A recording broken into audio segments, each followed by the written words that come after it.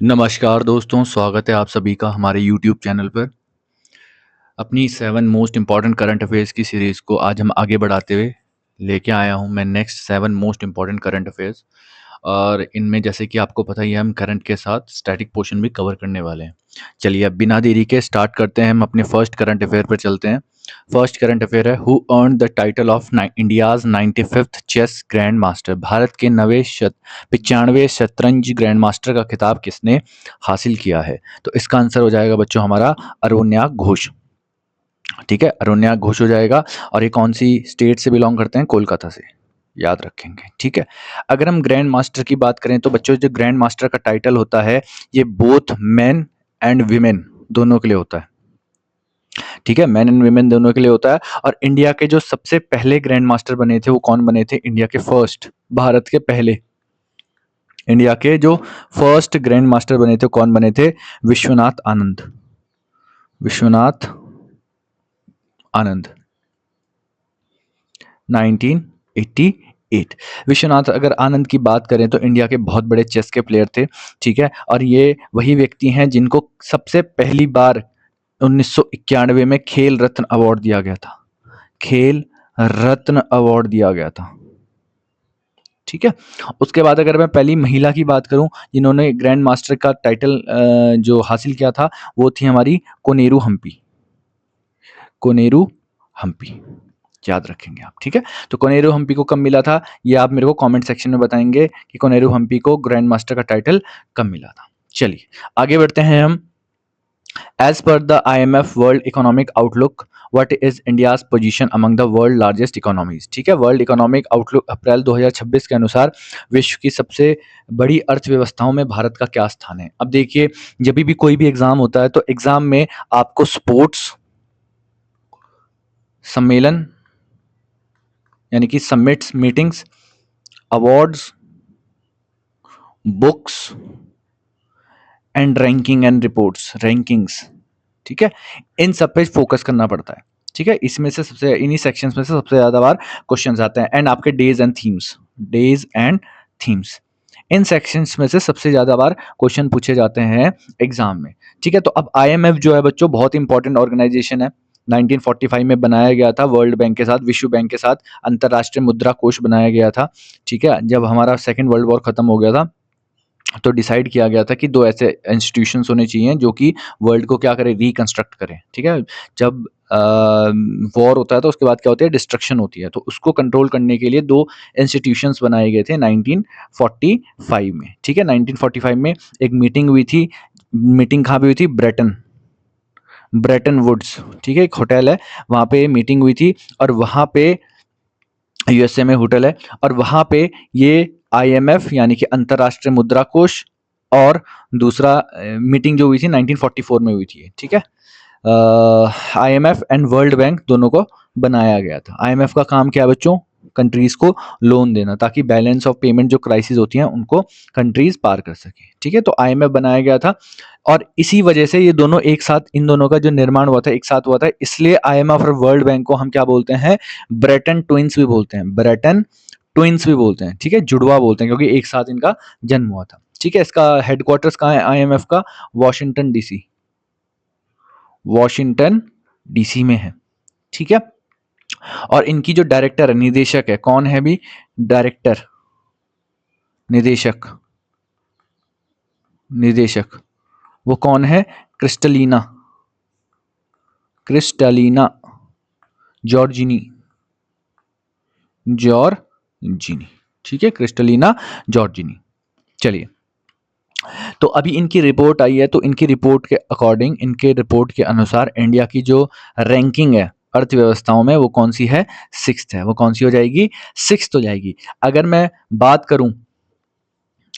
करूं, इससे पहले 5 कौन कौन सी कंट्रीज है, तो नंबर 1 पे है बच्चों USA, नंबर 2 पे है हमारी चाइना, तीसरे पे है हमारी जर्मनी, चौथी में हमारी जापान, एंड 5वीं में आपकी UK, एंड 6th पे आ जाती है हमारी इंडिया। चलिए, आपका काम ये रहेगा, आप इन सारी कंट्रीज की एक बारी कैपिटल चेक करेंगे। चलिए आगे बढ़ते हैं हम। Third, Roman Radev was appointed as the prime minister of which European country? Roman Radev किस यूरोपियन देश के प्रधानमंत्री बने? तो इसका आंसर हो जाएगा बच्चों बुल्गारिया। ठीक है, अब बुल्गारिया जो है अगर हम उसको मैप में देखें तो ये रहा हमारा बुल्गारिया। ठीक है, यूरोप में अगर ये आता है, जो दिखाने वाली चीज है बच्चों यहाँ पे, वो आज मैं तुमको यहाँ पे एक चीज बताने वाला हूँ, वो रहेगा हमारा ज्योग्राफी का एक छोटा सा कॉन्सेप्ट जिसको हम बोलते हैं स्ट्रेट्स। स्ट्रेट्स क्या होती हैं? ठीक है, हिंदी में इसको बोलते हैं जल मध्य डमरू। जल मध्य डमरू। ठीक है, जल मध्य डमरू का होता है। देखो, अगर मान लो दो बहुत बड़ी बड़ी वाटर बॉडीज हैं, ठीक है, उनको एक छोटी सी, ये एक पानी का स्रोत यहाँ पे, एक पानी का सोर्स यहाँ पे, ठीक है, उसको एक छोटी सी जो पैसेज है अगर वो कनेक्ट कर रहा है, ठीक है, ये वाटर है बच्चों, पानी है, ये भी वाटर है, पानी है, और ये एक छोटी सी नाली इन दोनों को कनेक्ट कर रही है, तो इसको बोलते हैं हम स्ट्रेट, जल मध्य डमरू। इसको दो तरीकों से आप सीख सकते हो, या तो आप इसको ये बोल सकते हो दो बड़े बड़े विशाल जल जो स्तोत्र हैं उनको जोड़ने का जो काम करती है वो जल मध्य डमरू कहलाता है, या फिर दो विशाल लैंड मासेस को, यानी कि भूमि के दो हिस्सों को जो क्या करती है, अलग अलग करती है, तो उसको हम क्या बोलते हैं, स्ट्रेट, यानी कि जल मध्य डमरू। अब यहाँ पे बच्चों, यहाँ पे एक इंपॉर्टेंट सी है, एक सागर है, काला सागर, यानी कि ब्लैक सी, और यहाँ पे एक छोटा सा है, इसको बोलते हैं मारा मारा। इसका नाम नहीं लिखा हुआ है यहाँ पे है सी ऑफ मारा मारा, मारा मारा सी, मारा मारा सी।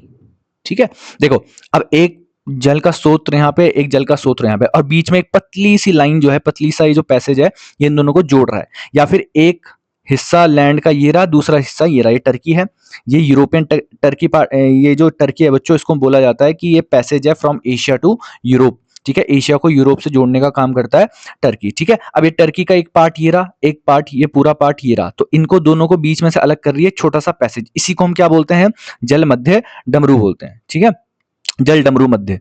तो अब इसमें देखो आप, इसका नाम क्या है, बॉस्फोरस स्ट्रेट। एग्जाम में पूछी जाती है बॉस्फोरस स्ट्रेट किन दो सीज को अलग अलग करती है, तो आंसर आ जाएगा हमारा ब्लैक सी एंड मारा मारा सी। ठीक है, अब मारा मारा सी और एजियन सी के बीच में भी क्या है, एक छोटी सी पैसेज है, ये पैसेज है, ये पैसेज क्या है, ये पानी की जो नहर टाइप की है, ये क्या करती है, एगन सी, एजियन सी और मारा मारा सी को जोड़ती है, तो यहाँ पे भी ये क्या हुई, स्ट्रेट हुई, और स्ट्रेट का नाम क्या है, डार्डेनालिस। ठीक है, डार्डेनालिस जल डमरू मध्य। तो यहाँ पे मैंने क्या बताया आपको कि स्ट्रेट क्या होता है, और स्ट्रेट यहाँ पे ब्लैक सागर, यानी कि ब्लैक सी, काला सागर, और मारामारा सी, मरमरा सी को, सागर को कौन सी स्ट्रेट जोड़ती है, बॉस्फोरस स्ट्रेट, और मारामारा सी को और एजियन सी को कौन सी स्ट्रेट जोड़ती है, डार्डेनालिस स्ट्रेट।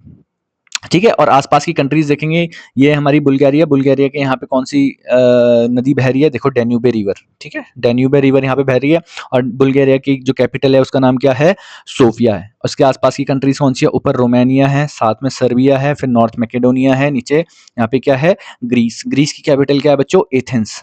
ठीक है, और ये वही जगह है जहां से कि हमारे ओलंपिक्स गेमों की क्या हुई थी, शुरुआत हुई थी। ठीक है, बाकी टर्की हमने बता दिया, टर्की की कैपिटल हमकी अंकारा हो जाएगी, और टर्की जो है वो एक काम करता है, ब्रिज की तरह काम करता है यूरोप को एशिया के साथ जोड़ने का। चलिए आगे बढ़ते हैं अब हम। ये इंपॉर्टेंट कुछ स्टेट्स दे रखी है मैंने एग्जाम के लिए। ठीक है, स्टेट्स हमारी अगर हम विश्व की बात करें तो बहुत सारी हैं। ठीक है, अनगिनत स्टेट्स हैं, लेकिन हमने फोकस करना है जो कि एग्जाम में बार बार पूछी जाती है। तो ये रही वो कुछ स्टेट जो कि एग्जाम में पूछी जाती है, strait of Hormuz, strait of Malacca, Bab al Mandeb, strait of Gibraltar, Bosphorus strait and Palk strait. ठीक है, पाक स्टेट कहाँ पे है, हमारी इंडिया और श्रीलंका को अलग अलग करता है बच्चों। ये स्टेट ऑफ हॉर्मुज अभी हम पढ़ेंगे, अभी मैं मैप लेके आया हूँ इराक से रिलेटेड, वहां पे हम स्टेट ऑफ हॉर्मुज को पढ़ेंगे। ये सबसे ज्यादा न्यूज में थी, अभी करंट में थी, न्यूज में थी, क्योंकि अभी वो जो इशू चल रहा था इजराइल ईरान एंड यूएसए वाला, उससे रिलेटेड यहाँ पे काफी सारी पाबंदी लगाई गई थी ईरान द्वारा। ठीक है, तो हमारा जो तेल वगैरह है, कच्चा तेल वगैरह, वो इसी स्ट्रेट से पास होके आता है, तो ये काफी ज्यादा न्यूज में बनी हुई थी, और एग्जाम में पूछे जाने के इसके काफी ज्यादा क्या है, चांसेस है। चलिए ठीक है, ये आप जो पढ़ सकते हैं किस किस को जोड़ता है, Persian gulf and gulf of Oman को, फरास की खाड़ी और ओमान की खाड़ी को, और किन किन दो भूमि के भागों को अलग अलग करता है, ईरान और ओमान को अलग अलग करता है। ठीक है, ये आप सब पढ़ सकते हैं यहाँ से। स्टेट ऑफ मलक्का मैं आपको एडवाइस करूंगा कि आप लोग मैप खोलें, मैप में इनको लोकेट करें कि कहाँ-कहाँ पे हैं, वहाँ से आपको एक ही बारी में सारे के सारे याद हो जाएँगे, ठीक है? ये कितनी स्टेट हैं? 1, 2, 3, 4, 5, 6 6 स्टेट्स हैं, 6 स्टेट्स आपको याद करनी पड़ेगी। चलिए आगे बढ़ते हैं हम। Who created history by becoming India's first transgender cricket umpire? Bharat की पहली ट्रांसजेंडर क्रिकेट अंपायर बनकर इतिहास किसने रखा है? तो बच्चों उसका आंसर हो जाएगा हमारा ऋतिका श्री, ठीक है? तो ऋतिका श्री जो है वो इंडिया की फर्स्ट यानी भारत की फर्स्ट ट्रांसजेंडर क्रिकेट अंपायर बनी है। चलिए इसमें इतना ही है, इसमें ज़्यादा कुछ डिस्कस करने लायक नहीं है। आगे बढ़ते हैं अब हम। Fifth, west state has been selected to host the 2027 world para athletics championship. 2027 विश्व पैरा एथलेटिक्स चैंपियनशिप की मेजबानी के लिए किस शहर का चयन किया गया है? तो इसका आंसर हो जाएगा हमारा ताशकेंट, ठीक है? अब ताशकेंट जो है वो बच्चों कहाँ पे है? ये कैपिटल है, राजधानी है, यानी कि राजधानी है कि कहाँ की? उज़्बेकिस्तान की। उज़्बेकिस्तान की राजधानी है हमारी ताशकेंट, ठीक है? अब ये उज़्बेकिस्तान कहाँ पे? तो बच्चों एशिया में आता है, ठीक है? एशिया में आता है। और आप मेरे को एक चीज बताएंगे, क्या उज़्बेकिस्तान शंघाई कॉरपोरेशन ऑर्गेनाइजेशन यानी कि एससीओ का सदस्य है? ठीक है, क्या उज़्बेकिस्तान एससीओ यानी कि शंघाई कोऑपरेशन ऑर्गेनाइजेशन का सदस्य है कि नहीं है? ठीक है, और उसके बाद आप मेरे को ये बताएंगे एससीओ का क्या इंडिया मेंबर है? क्या इंडिया मेंबर है? और अगर है तो इंडिया ने कब ज्वाइन किया था? भारत ने एससीओ को कब ज्वाइन किया था? ठीक है, किस वर्ष में ज्वाइन किया था, ये आप मेरे को बताएंगे। अगर आप कमेंट नहीं भी करते हैं तो आप अपनी नोटबुक में इसको चेक करके जो जो भी मैंने आपसे क्वेश्चन पूछे हैं आप उसको चेक करके अपनी नोटबुक में अगर आप नोट्स बना रहे हो तो उसको वहाँ पे नोट करके ले सकते हैं। और ऐसे ही क्या होता है बच्चों, आपकी जो जीएस है, जो आपका जीएस पोर्शन है, खासकर आपका current affairs and static part जो है वो इसी तरीके से कवर होता है। इसको कवर करने का और कोई तरीका नहीं है। ठीक है, जितना क्यूरियोसिटी आप दिखाओगे उतनी ही नॉलेज आप गेन करते रहोगे। चलिए आगे बढ़ते हैं हम। Sixth question, Nizar Ahmadi was elected as the president of which country in 2026? तो अभी रिसेंटली जो निज़ार अहमदी है उसको इराक ने अपना नया प्रेसिडेंट के रूप में उसको चयन किया है। ठीक है, अब इराक के बारे में थोड़ा सा देखते हैं बच्चों, मैप है। ठीक है, इराक एंड नेबर्स, इराक,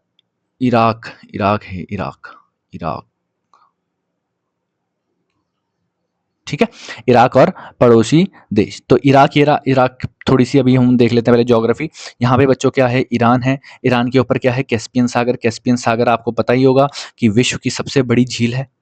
विश्व की सबसे बड़ी झील है, सबसे बड़ी झील, ठीक है, कैस्पियन सागर। उसके बाद तुर्की है ऊपर, ठीक है, यहाँ पे टर्की है। टर्की के बाद यहाँ पे सीरिया है, ये लेबनान है, ये सिप्रस है, ये आपका भूमध्य सागर, मेडिटेरेनियन सी। ठीक है जी, मेडिटेरेनियन सी। ये है यहाँ पे रेड सी, लाल सागर, रेड सी।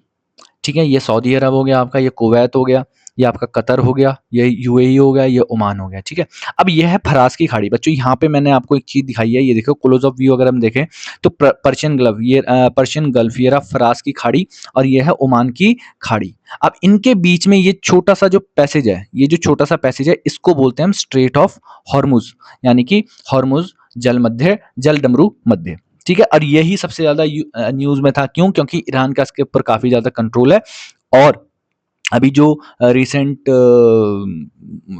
इशू चल रहा था इजराइल ईरान का, उस इशू को लेके क्या बोलते हैं, ईरान ने यहाँ पे काफी रिस्ट्रिक्शंस लगा रखी थी, जिसकी वजह से भारत को भी काफी ज्यादा दिक्कतें हो रही थी तेल लेने में। ठीक है, तो ये इंपॉर्टेंट है, स्ट्रेट ऑफ हॉर्मुज आप नोट करके रखेंगे। ठीक है, तो ये रहा आपका ओमान एंड इराक। अच्छा, इराक की बात करें तो इराक की कैपिटल क्या है बच्चों? बगदाद है। ठीक है, बगदाद है। और इराक में दो इंपॉर्टेंट रिवर, दो महत्वपूर्ण नदियां बहती हैं। एक का नाम है यूफ्रेट्स, दूसरे का नाम है टिग्रिस। ठीक है, यूफ्रेट को हिंदी में बोलते हैं फरात और उसको बोलते हैं दजला नदी। जो बगदाद है बच्चों, कौन सी नदी के किनारे है? यहाँ पे मैप में आप साफ देख सकते हो कौन सी नदी के किनारे है। टिग्रिस नदी के, यानी कि दजला नदी के किनारे है। तो यहाँ से आपका स्टैटिक पोर्शन भी कवर होता है। ठीक है, तो इसी पूरे पोर्शन को बच्चों हम बोलते हैं middle east. Middle east Asia. ठीक है जी, चलिए आगे बढ़ते हैं अब हम। हमारा last current affair, according to the SIPRI report 2026, India ranked at which position in global military expenditure for 2025। SIPRI report 2026 के अनुसार वर्ष 2025 में सैन्य व्यय के मामले में भारत का वैश्विक स्थान क्या था? बच्चों, जो सिप्री है, सिप्री की फुल फॉर्म क्या है? SIPRI की फुल फॉर्म क्या है? Stockholm, Stockholm International Peace Research Institute, research institute, ठीक है। ये अपनी रिपोर्ट निकालता है और अपनी रिपोर्ट के उसमें अपनी रिपोर्ट के अनुसार ये बताता है कि कौन सी कंट्री ने अपनी जो मिलिट्री, अपनी सैन्य के सेना के ऊपर कितना खर्च किया है, ठीक है। तो इंडिया का जो रैंक निकल के आया बच्चों, वो निकल के आया है 5th, ठीक है। तो इससे पहले कौन कौन सी कंट्रीज है बात करेंगे। सबसे पहली है हमारी USA, जो सबसे ज़्यादा अपनी मिलिट्री के ऊपर खर्च करती है। दूसरी हो जाएगी हमारी चाइना, ठीक है। तीसरी हो जाएगी हमारी रशिया एंड चौथी हो जाएगी हमारी जर्मनी, ठीक है। ये 4 हमारी कंट्रीज हो जाएंगी जो कि इंडिया से ऊपर एंड नेक्स्ट जो है वो 5th हो जाएगी हमारी इंडिया, ठीक है। तो क्या बोलते हैं, ये कंट्रीज हो जाएंगी। आप मेरे को कमेंट सेक्शन में बताएंगे जर्मनी की राजधानी क्या है, जर्मनी की राजधानी क्या है, यानी कि इसकी कैपिटल क्या है। तो चलिए, ये हो गया हमारे आज के current affairs, 7 most important current affairs complete, जिसमें कि हमने करंट के साथ साथ काफ़ी ज़्यादा स्टैटिक चीज़ें भी सीखी है। फॉर एग्जांपल हमने ज्योग्राफी में सीखा व्हाट इज स्ट्रेट, ठीक है। जल, डमरू, मध्य क्या होता है वो हमने सीखा, और कुछ जल, मध्य, डमरू मैंने आपको यहाँ पे प्रोवाइड भी करा दिए, ठीक है। उतने मोर देन सफिशिएंट है, एग्जाम में उनमें से पूछा जाता है। सो अब मिलते हैं हम नेक्स्ट वीडियो में, जिसमें कि मैं next 7 most important current affairs लेके आऊँगा। आपका क्या बोलते हैं, सारा इसमें करंट के साथ स्टैटिक भी कवर हो रहा है, तो आप अगर हो सके तो नोट्स बना सकते हैं। नोट्स आपको काफ़ी हेल्पफुल होंगे फॉर अपकमिंग एग्जाम्स। चलिए फिर तब तक चलते हैं, अलविदा लेता हूँ आप सभी से। Thank you very much. Like करें, शेयर करें, सब्सक्राइब करें। Thank you very much.